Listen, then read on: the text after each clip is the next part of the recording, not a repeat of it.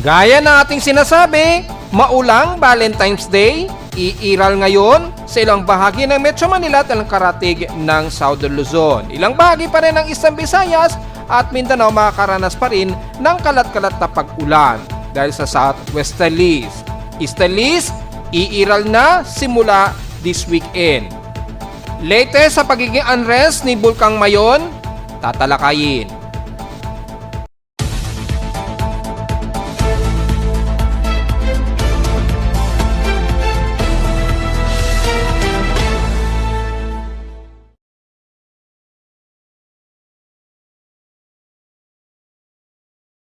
Hello, good morning mga folks. Welcome po muli sa ating Daily Weather Bulletin at Analysis para sa araw ng mga puso, February 14, 2026. Ang oras sa ating boss may maga ay alas 11:24 na o 25 na ng umaga. Una sa lahat ay maligayang araw ng mga puso sa ating mga magsing irog ngayon dyan. Ay gaya na po natin sinabi kahapon sa ating report ay magdala po tayo ng proteksyon. At hindi lamang sa yung iniisip ninyo na proteksyon, kundi ang tinutukoy natin ay sa inaasahang ulan na kasalukuyan ngayong umiiral dito sa amin sa Caloocan. So inaasahan sa iba't ibang bahagi ng Metro Manila ay nakakaranas tayo ng mga ilang light to moderate rain showers. At patuloy ngayon dahil base sa ating weather session ay patuloy pa rin ang 1.80 mm rain rate na bumubuhos ngayon dito sa amin sa Caloocan. So magdala po tayo ng proteksyon para hindi mabasa. At sa mga walang payong, magdala po tayo ng kapote at para maiwasan natin ang biglaang ubo o sipon dahil uso pa rin ang colds ngayon dahil po ay medyo malamig pa naman dahil mayroon pa rin tayong nararamdaman na simoy ng amihan dito sa Luzon area. So makikita natin sa Doppler radar imagery, maliwanag naman sa ating webpage ang makapal na kaulapan nito na may light rain to moderate rain showers na umaabot dito ngayon sa bahagi ng Metro Manila. So kung i-zoom in po natin yan para makita natin ang most detail ng water vapor. Kung titingnan po natin mga folks ay antayin natin mag-load po yung animation niya. Yan mga folks, kung makikita po natin ay nagkakaroon tayo ng maulan, mga light to moderate rain showers. Kasama na dito sa buong Metro Manila, ilang bahagi ng Quezon City, hanggang dyan sa may bandang Bulacan, at dito sa parte ng bandang Dasmariñas, Cavite, yan, pababa na yan ang ilang bahagi po ng bandang Laguna.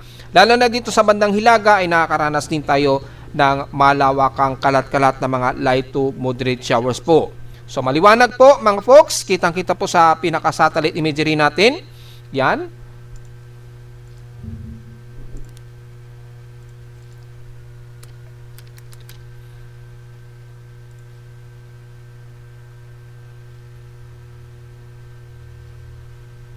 So para makita natin ang most detail ay gagamit tayo ng ibang Doppler radar imagery. Makita po natin dito ang malawakan na ito ng ulan. Yan, dahil mahirap dun sa isang Doppler radar. Makikita po natin dito mga folks ay yung malawakang ulan kasama na ang Quezon City hanggang Bulacan nga po. Yan, umaabot din ang malawakang pag-ulan dito sa bahagi nga po ng Quezon Province. Yan, malinaw po yan hanggang umaabot sa bandang Polillo Islands, yan, Aurora Region, hanggang dito sa may bandang Bicol Region, kabilang na ang Camarines Norte, Camarines Sur, yan, at sakop hanggang ilang bahagi nga po ng Bicol Region, Catanduanes at ilang bahagi pa rin ng Iriga o bandang dito sa may bandang Camarines Sur, San Naga, at sa Hilaga.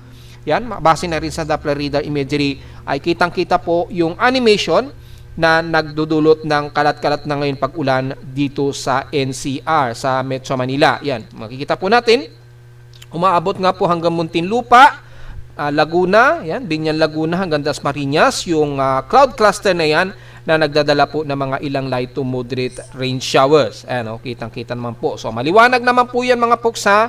Yan, i-maximum highlight po natin. Yan, so para makita po ng mga kababayan natin ang epekto nitong Doppler radar na makikita natin yung epekto na sakop ng water vapor na ito. Yan. So makikita po natin yung pinaka-animation. Yan. Kasi doon sa ating image dito is medyo pahirapan mag-load yung animation dito sa isa. Yan. Pero makita naman natin yung gaano karami yung water vapor na dala niya. Dito naman ay mas klaro natin yung pinakadami ng cluster na direkta mismo kay Pag-asa yung Doppler radar imagery. So makikita po natin yung pinaka-animation niya. So hopefully magdala po tayo ng payong lalo na sa mga magde-date ngayong araw dahil gaya nga po ng report natin ay hindi tayo nagkamali na aasahan na maulan maging dito sa Metro Manila. So pagdating sa mga pagkulog at pagkidlat, makikita po natin na mukhang kakunti lamang yung mga lightning strokes na nadedetect na ating lightning detection system. Most probably dito sa may bandang katimugan nga po ng bansa na kung saan mataas po yung water vapor dyan, mas malawak po yung mga kaulapan po dyan. I-activate natin ng NOAA AVN na infrared, makikita po natin mas matitindi ang pag-ulan dito sa may bandang Palawan. Kaya dito ngayon nagkukumpulan yung mga matitinding pagkulog at pagkidlat. Nagkaroon din within 2 hours sa mga ilang pagkulog sa Luzon pero kalat-kalat at mga mangilan-ngilan lamang ito. At so far, wala tayong aktibong lightning strikes malapit dito sa Metro Manila. Meron tayong 155 lightning strikes outer, pareho yan, inner man yan o outer. So, ibig sabihin, malapit sa kalupaan ng bansa ang mga pagkidlat na ito. So, sobrang layo sa amin, pinakamalapit lamang sa amin na na-detect ay 32 km mula dito sa amin mismo sa Caloocan. So, makakadetect pa rin tayo ng mga ilang lightning pulse base sa ating lightning detector dito sa Caloocan. So sa ating current conditions, medyo maulan na ngayon tayo. Medyo light rains to moderate, overcast, gloomy at medyo kakahinto lamang ang pag-ulan. Pero maya-maya babalik-balik yan dahil may mga patak-patak pa rin ng ulan ang nakikitaan natin dito sa labas sa amin sa kinatatayuan ng inyong lingkod. So patuloy pa rin tayo makakaranas ng mga light rain showers. Base dito, mga 1.3 to 3.60 mm na lakas ng ulan po. So, mapapansin nyo mga folks, hindi ganun kalakasan ng ulan pero nag-umabot yan sa pagiging moderate kaya nakatotal tayo na 17.7 mm na total rainfall. So, nagkaroon din tayo ng panibagong ulan bago magtapos ang month of February. At dahil nga po ay magsisimula na po this coming weekdays ang transitioning ng ating amihan into hot dry season na. Mga this weekdays na po. Aantay na lang natin na lumakas po yung easterlies dito sa silangan para makuha natin yung mga aktual na araw kung paano magsisimula tayo ng transitioning into hot dry season. So bukod sa overcast, gloomy tayo at may overcast, medyo maulan po tayo, magdala ng payong mga folks. At sa lowest temperature na natala na weather station kanilang 4:13 AM, pinakamababa na ang 24.4 degrees Celsius sa amin sa Caloocan. Kahapon, pinaka-highest na ang 31.9 degrees Celsius. Kahapon ito ng hapon at 3:14 PM at mapapansin nyo po ay unti-unti nang tumataas ang highest air temperature namin sa Caloocan. Senyales ay medyo nagpaparamdam na po yung ating easterly trade wind, yung malakas na hanging silanganan na may dalang mainit na maalinsangang hangin. Sa atin namang heat index, kung mapapansin natin, tumaas na rin yung ating heat index na 40.1 degrees Celsius. Malinaw na medyo nagpaparamdam na rin ang ating mataas na alinsangan. Sa PX systems in past 24 hours naman ay pinakamataas ang naitala sa San Jose, Occidental Mindoro pa rin na may 34.3 degrees Celsius. Sa pinakamababa sa Baguio City na natiling maginaw pa rin sa nakala, pero nangunguna ang Malay-Balay Bukidnon na may 16.5 degrees Celsius na lowest temperature. So maliwanag lamang na tumataas-taas na rin ang temperatura sa Baguio City. Unti-unti, ibig sabihin pahina na po ng pahina yung ating amihan na sa Northern Luzon. Sa Inulan naman, ang Dayet Camarines sa norte, total sila ng 70 mm sa total rainfall. So pansin po natin na medyo nagpaparamdam na nga yung ating easterlies. Although may bahagyang shear line pa rin umiiral until now, kaya nakakaranas pa rin sa Southern Luzon ng mga kalat-kalat na mga moderate to some heavy rain showers. So ngayon nga po, nasa 18 mm na po yung total rainfall namin sa Caloocan at madadagdagan pa yan, depende sa tuloy-tuloy na light drizzle to moderate rain showers. Sa ating outside humidity, mataas ang concentration natin dahil medyo may light drizzle rain nga tayo na 97%. Bumba ito ng 1% since last hour. Mataas naman ang ating atmospheric pressure na 1,012 hectopascals. Mabagal ang pagbaba nito since last hour. At mapapansin natin, hindi rin magandang ating air quality, malamang thermal inversion po yan na may 55 index air quality. So magmas po tayo sa mga sensitibong mga baga. Samantala ay ang ating space weather status, although minor lamang ito, meron tayong unsettled nga po na geomagnetic field. Pero minor lamang po yan, natalakay na natin yan mga 4 days ago. Expected yan within 3 days pa po na magkakaroon tayo mga ilang unsettled.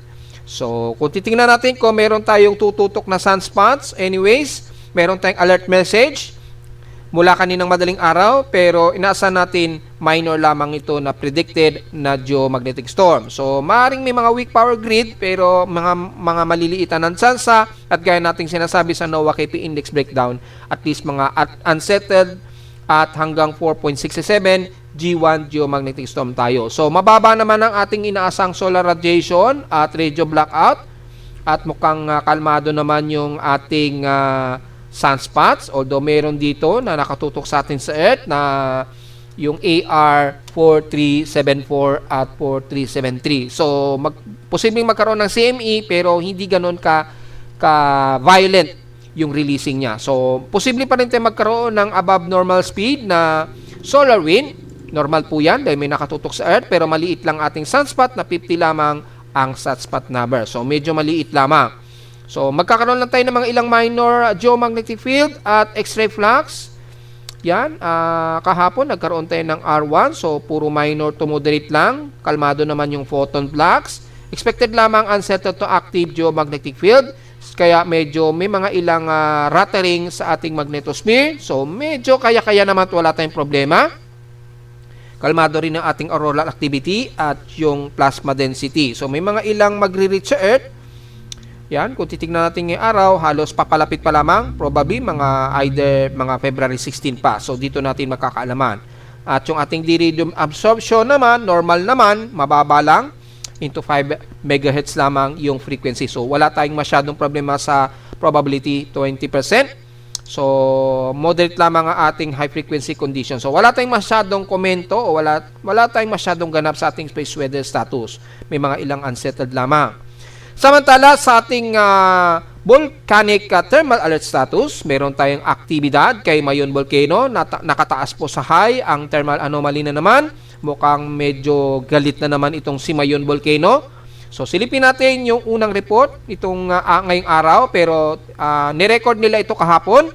So nakataas po ang pagdaloy ng lava flow sa may Basud area, 3.8 kilometers daw, at Bonga at 1.6 kilometer. Sa Miisi naman, 1.3 km gilid. So, ibig sabihin ay may pagdaloy daw ng lava mula sa bunganga niya sa mga nabanggit natin kay Basud, Bonga at Miisi. Yan. So, medyo may mga pagdaos-dos po ng lava. So, alam na po natin ang gagawin ay distansya po muna. Mayroong 378 rockfall events daw at 20 pyroclastic density current signals o uson na umiiral. So mukhang marami-rami pong rockfall ito. So ibig sabihin, patuloy pa rin ang pamamaga ng bunganga at pag-flow ng lava. Ibig sabihin, napaka-apaw ng pinakamagma niya. So banaag o tanaw na tanaw po yung pinakabanaag niya sa pinakabunganga. Ibig sabihin, nag-glow yan. Matatanaw po yung namumula-mula na nagbabaga sa bunganga. Senyalis po na napaka-aktibo itong si Mayon, kaya alert level 3 po ang nakataas pa rin dito. 3,788 tons a day po ang ibinugang SO2 nito o sulfur dioxide flux since kahapon yung record nila rito. So may 250 metrong taas daw nito mula sa pinakabunganga. Moderate daw ang pagsingaw at timog-kanluran. So west-southwest daw ang galaw ng hangin nito o yung direksyon. At merong iba sa kanlurang hilagang kanluran. So northwest, west-northwest naman at west-southwest ang galaw ng plume nito, yung direksyon. So patuloy ang pamamaga niya at kitang-kita po natin yung magma flow at nakataas pa rin sa 6 km radio permanent danger zone. Delikado pa rin dumaan ang anumang sasakyang panghimpapawid dyan sa bunganga, lalo na't napakabanaag ng kanyang magma. So alam na po natin ang inaasahan, ha? Patuloy ang pagguho ng mga bato niyan at posibleng pag-itsa ng mga tipak na bato o lava. Siyempre, yung uson, automatic yan at katamtamang mga pagputok daw sa pinakabunganga niya. So, kung ilo-load po natin yung data, so nag-refresh po ngayon, walang latest data ang ating thermal anomaly, pero kanina pa po, kung i-reload natin yung data ay umabot nga po sa pinaka-active yung kanyang pinaka-magma density niya, umabot sa 163 variable radiated power, yung kanyang thermal anomaly. Yan. So, siguro nagkaroon ng problem sa loading, pero kanina ay nakataas po yan. Yan. Nasa 163 variable radiated power o yung pinaka-megawatt power niya. So, malakas po yung pinaka-aktibo sa bunganga ni Bulkang Mayon. So, kitang-kita po yung nagbabaga niyan sa pinaka-satellite imagery. So, ingat po mga folks. Sa ating sea level naman, low tide po tayo ngayon mga folks. So, may mahigit 8 oras pa po to maximum high tide. So, wala tayong masyadong problema sa ating mataas na sea level. At gaya na po na sinabi natin kahapon pa, ay ngayong araw ay medyo kalmado naman ang ating karagatan. Lalo na sa silangan, medyo kumakalma na po yung alon dyan. Pero syempre, alalay pa rin tayo dahil maaring medyo roughy seas pa rin po tayo, lalo na sa mga tumatawid dyan pagitan po ng Bicol Region at Eastern Visayas ha. Sa ating almanak, sumikat ang haring araw kaninang 6:20 AM at lulubog po ito mamayang 6 o'clock PM eksakto. At sa ating moonrise and moonset, 10% illuminated na lamang ito. Palubog pa lamang po ito mga folks ha, yan at 37 degree elevation. So palubog pa lamang po ito mamayang 3:09 PM at bukas na po ng madaling araw. At 4:36 AM naman ito mag-moonrise. At sa ating local weather outlook para ngayong Sabado hanggang bukas na yung linggo, magiging maulap tayo, maulan. May mga maulan po tayo, pabugso-bugso po yan. So 100% chance ng pag-ulan natin ngayong araw. Although mga kadalasan light drizzle to moderate ang aasahan nating pag-ulan. Bukas ang linggo, maulap pa rin tayo at may chance daw tayo na pag-ulan, 19 to 20%. Highest and lowest temperature expected maglalaro between 31 degrees Celsius and lowest temperature expected 24 to 25 degrees Celsius. So kung titingnan natin ang gamit ang satellite imagery ni Pag-asa using Himawari, makikita natin ang mas malawakan na tubig ulan. Makikitaan po natin sa bahagi nga po ng Central Luzon, umaabot dito sa Metro Manila. Yan, may mga pag-ulan po tayo dyan, kasama na ang Pampanga, Bulacan. Yan, hanggang dyan sa may bandang sa may bandang Nueva Ecija. Yan, sa may bandang Santa Rosa, hanggang Cabanatuan na po yan. At mula sa Metro Manila at Calabarzon area, mula Dasmariñas, Laguna o Calamba ay makakaranas din tayo ng mga ilang maulap na panahon at light diesel rains at mga posibleng localized thunderstorms. At mula sa bahagi nga po ng Quezon Province, asahan din natin ng moderate and some heavy rain showers, kabilang na ang buong Aurora Region, Polillo Islands, yan. At dyan sa may bandang Infanta Quezon, pababa na yan ng Camarines Norte. May mga ulap tayo at asahan din ang kalat-kalat na pag-ulan at may pagkilat at pagkulog ang inaasahan. Kung i-activate natin ang Himawari SAT ni Japan Meteorological Agency para ma-check natin kung mataas ang heavy rain potential, medyo hindi ganun kataasan ng heavy rain potential natin sa Luzon. So most probably, mga light to moderate showers ang madalas na iiral sa atin dito sa Central Luzon at Metro Manila at ilang bahagi ng Bicol Region. The rest ng Mimaropa, mapapansin po natin ay medyo katamtaman pero parte ito musikaw di lamang sa buong Mindoro area. Kabilang na ang ilang bahagi ng South Luzon ng Marinduque, Romblon, Masbate at Burias Island. Asahan pa rin ng mga ilang kalat-kalat na mahihinat katamtamang pag-ulan. Pero pagdating sa Palawan, dito mas malakas ang mga pag-ulan nila, lalo na dyan sa dunong-dulo po ng Batara sa Balabak at Kalayaan Group of Islands. Ay, no? Heavy rain showers po kayo dyan. Ingat po! Expected po ang malakas na downpour ng ulan. Mula sa Puerto Princesa, magiging light to moderate rain showers po tayo and clusterized heavy rain showers. Ingat po sa posibleng pagbaha, magdala po ng payong sa mga lumalabas at nagde-date ngayon dyan, lalo na sa mga turista natin dyan sa Palawan. At the rest ng South Luzon, bagamat maulap, asahan din ng mga light to moderate showers. Hindi naman ganun katindi ang magiging pag-ulan natin sa maghapon, maging sa buong Visayas area. May ilang clusterized heavy rain showers na iiral sa may bandang Gian Eastern Samar at ilang bahagi ng South Leyte, so magdala pa rin tayo ng payong mga folks. At mula rin sa tinding sikat ng araw sa nalalabi ng Visayas area, lalo na sa buong Panay Island at Negros Region at northern part ng Samar, magdala po tayo ng payong dahil po sa matinding sikat ng araw sa inyo dyan, although nagkakaroon tayo ng partly to sa mostly cloudy ang iiral. Ganon din sa Cebu at Bohol, bagamat magkakaroon tayo ng mga partly to mostly cloudy, Chances ng pag-ulan at least 55% daw ang forecast sa uulanin kayo sa Central Visayas.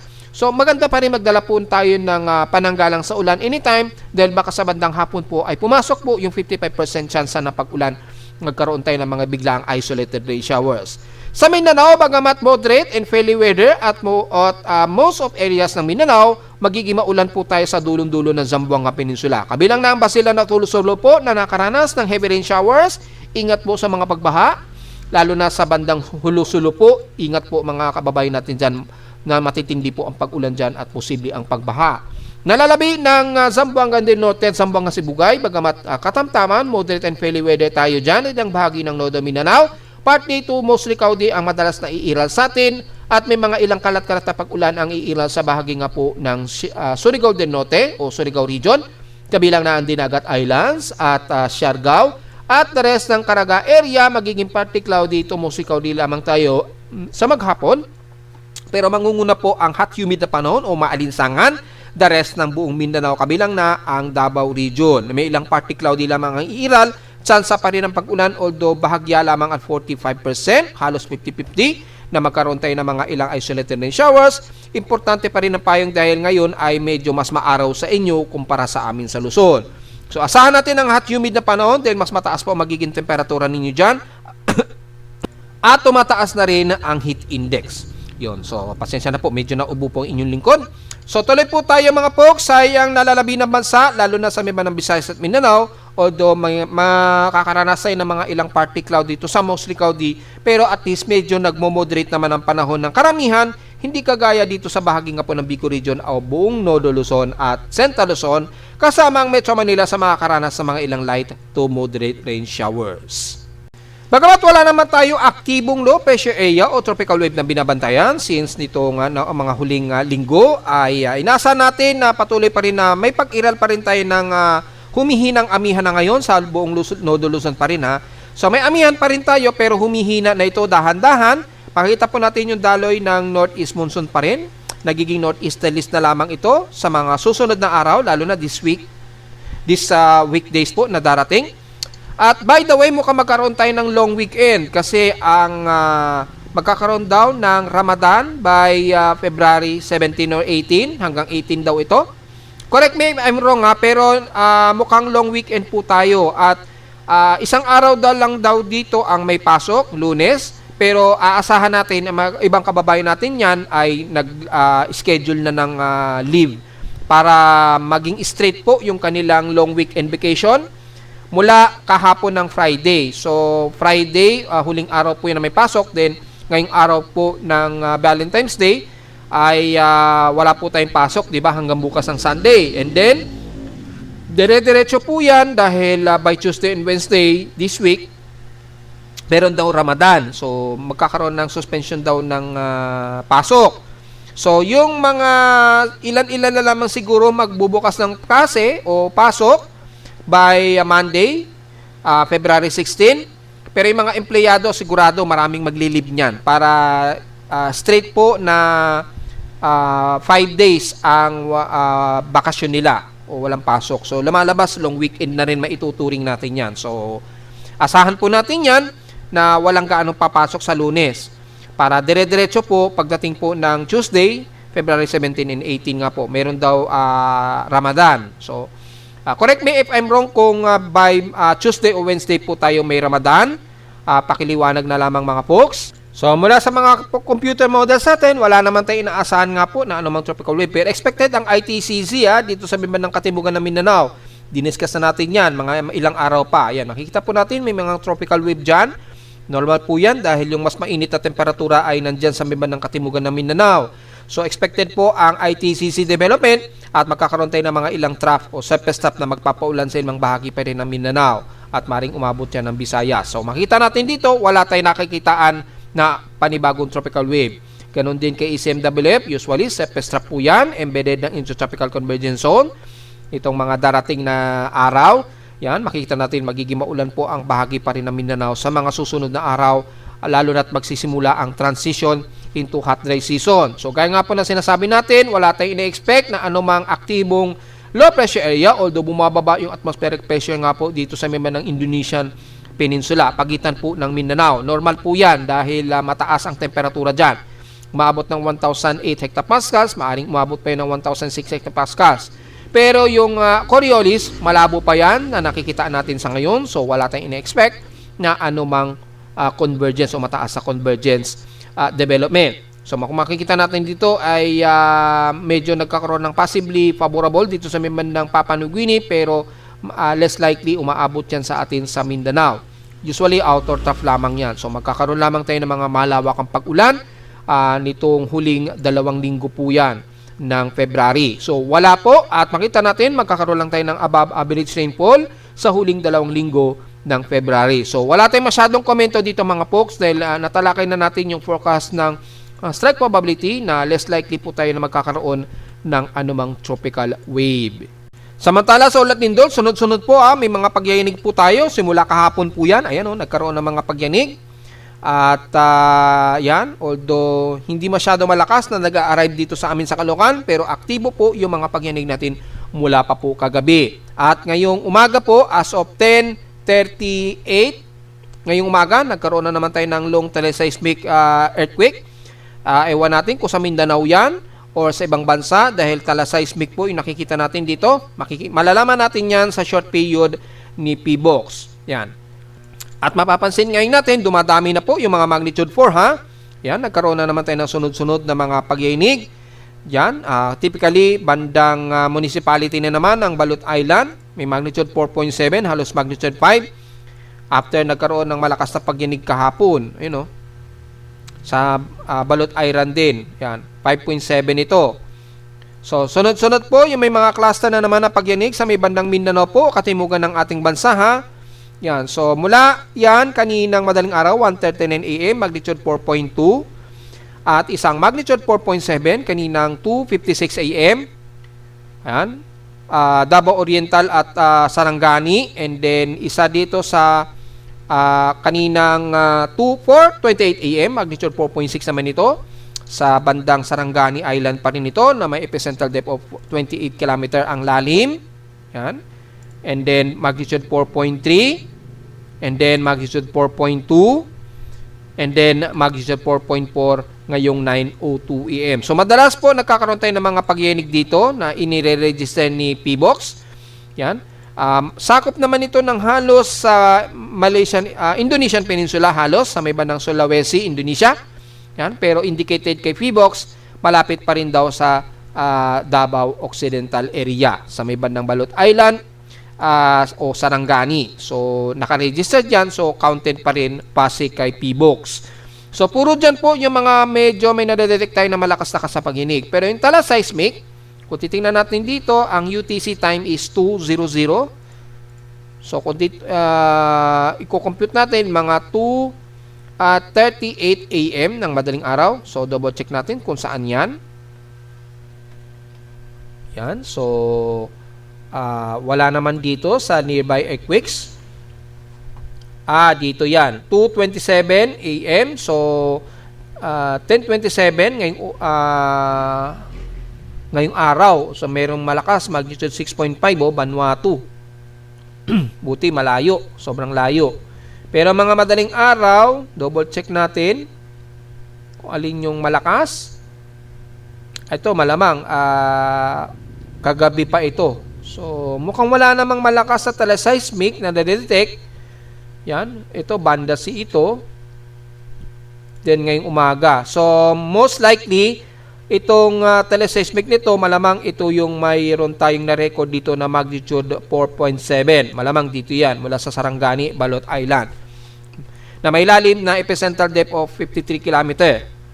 Yan. So, 2:56 AM po ito. Pero kasi dito is 10:38. So, malamang dito yan sa banda C. Vanuatu. Ayan 10:27 AM. Oras natin sa Pilipinas. So, malamang ito nga yan. Mayroon tayong na-detect na lindol sa Vanuatu. Pero sobrang layo naman ito Magnitude 6.5 ito na may epicentral depth of 10 km. Sobrang layo. Kaya ilang minuto rin ang delay bago nag-arrive sa amin sa Caloocan. Sa sobrang layo niyan. Kaya nag-arrive na sa amin sa Caloocan mga 10:38 AM na po. Mula sa initial niya na 10:27 AM ngayong umaga. Ang layo, di ba? Grabe yung travel time. Pero hindi biro yan, napakalayo. Pero yung pinaka-secondary wave ay na-detect pa rin dito sa Pilipinas. At na-detect pa rin ng aking seismograph. So, imagine, malakas po yung intensity niyan. Probably, intensity 6 yan. O intensity 5. Malakas. So, tingnan natin kung nagkaroon ng mataas na tsunami warning. Na-double check ko, mukhang wala namang nakataas na tsunami warning. Pero double check na rin natin. Yan. So, kung titingnan natin dito, yung latest, Vanuatu, magnitude 6.5 nga po siya. Yan. Yung surface wave, makikita natin, minor naman. Wala namang nakataas na tsunami advisory mula kay PBOX. Walang naka-indicate din. So, unlikely po na mayroong tsunami warning according na rin sa ating tsunami monitoring. So, okay, medyo good news naman siya. Yan. So, yun po yung pinaka-latest natin at diretso agad tayo sa ating historical earthquake data. Kung ilan na po yung total earthquakes natin ngayong araw. Yan. So, for the month of February, dumami na kaagad yung magnitude 4 plus natin, ha. So, bibilangin natin, nasa 483 na po yung total earthquakes natin. 456 dito is magnitude 2.0 pataas. 25 sa magnitude 4 at dalawa na po yung ating magnitude 5.0. Isa dito sa may bandang Sarangani sa dagat at dito sa Hilaga naman malapit sa Taiwan sa Itbayat, Batanes na may magnitude 5.3. So nagkaroon na tayo ng dalawang magnitude 5 kaagad. Yan, dalawa kaagad yung ating magnitude 5.0 and so far wala pa naman tayo naitala na kahit isang magnitude 6.0. At kung titingnan natin, patuloy pa rin ang mga pagyinig sa Sultan Kudarat. May 159 total clustered earthquakes na po sila dyan. Sa Davao Oriental naman ay 19. So, hindi masyado na marami ang nadadagdagan dito. Pero sa may bandang Surigao area ay nasa 42 at 18. Sa Bogo, Cebu naman ay 26. So, hindi na ganun karami ang nadadagdagan na aftershocks. Yan. And then, kalat-kalat ngayon ang mga pagyinig dito sa may bandang Balot o Sarangani. Malayo sa karagatan ng Sarangani. Pero malalakas yung mga pagyanig niya. Yan, sa paligid po ng Sulawesi, Indonesia at Davao Occidental po. So, pagitan yan ay may mga cluster tayo na mga malakas-lakas na mga pagyanig na between magnitude 4 to magnitude 5.0 halos. So, yun po total earthquake natin. Nakaka 483 earthquakes na po tayo. So, halos magpa 500 na ang total. Mag-iingat po tayo lalo na sa bahagi po ng Mindanao at dyan naman sa Luzon ay laro rin tayo mag-iingat. Lalo na dyan sa paligid nga po ng Ilocos Region na kung saan mukhang mas tight po ang malalakas na mga clustered na pagyayinig. So, be ready na lamang at all times mga folks. At narito naman ating 3-day weather forecast para sa araw ng mga puso, February 14, 2026.